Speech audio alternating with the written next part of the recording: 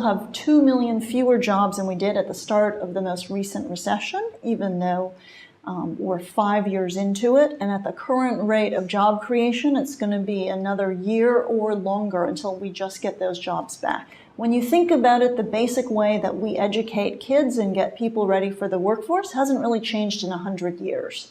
And what's needed today is workers of all different sorts, but with more skills. So whether it's a trained welder, who we learned today could make up to $300,000 at Dow Chemical if they were experienced, or whether it's an electrician, a plumber, a truck driver, all the way up to computer programmers, engineers.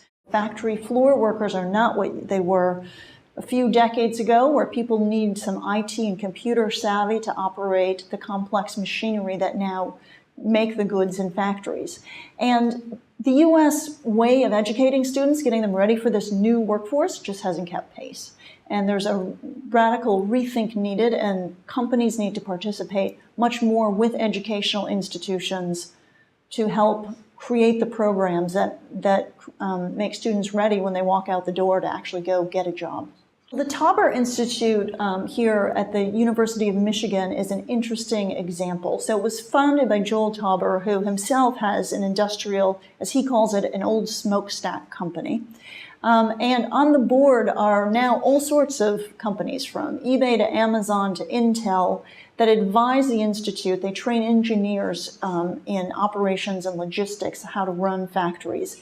But it's very much geared towards the new economy, the high-tech economy, and the fact that manufacturing in the United States isn't what it was 20 years ago. Do students have the right information at the right time that they're choosing what to do with their lives about what to do? So you have 4 out of 5 graduates, and these are very smart, highly talented people, not being able to work in the field for which they're trained opens up a big question as to, do we need better information about what the jobs are available out there, what you need to do to get them? You may not need a PhD.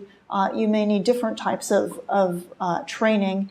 And there's a fundamental breakdown in communication to students at all levels about what are the opportunities and what do you need to do to get those jobs.